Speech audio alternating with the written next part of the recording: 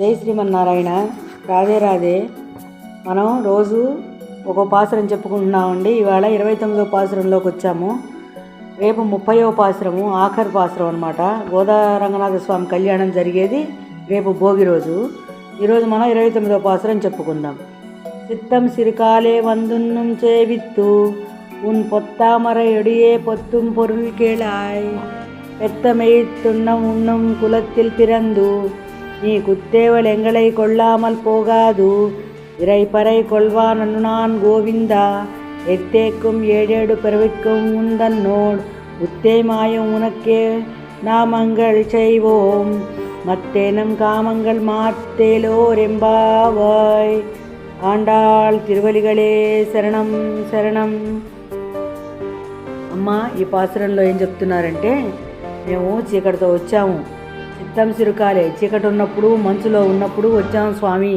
అప్పటి నుంచి మీకోసం మీ పాదాలను, మీ యొక్క రూపాన్ని, మీరు చేసిన కార్యక్రమాలని, మీరు చేసిన వాటిని అన్నిటినీ మేము పొగుడుతూ ప్రతి ఒక్కరోజు పాడుకుంటూ వస్తున్నాము.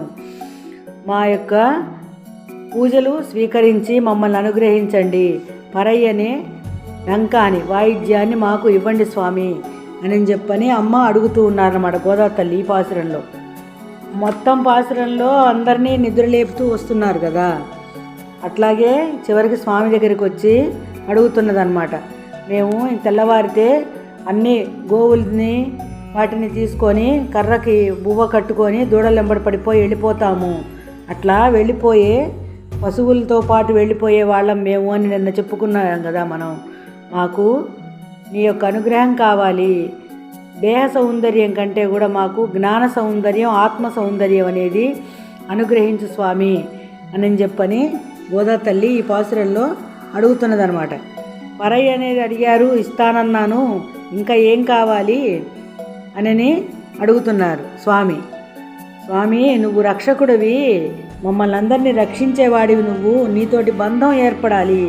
ఆ పరయ్య అనే వాయిద్యం మా ఒక మిషగా, ఒక కోరికగా, వంకగా పెట్టుకొని వచ్చాము. అట్లా కాకుండా నీతోనే, భగవంతుడితో సంబంధం అనేది కావాలి అని చెప్పని అమ్మ ఈ పాసురంలో స్వామికి విన్నవించుకుంటున్నారు. ఇది మనం చెప్పుకున్నాం ఈరోజు.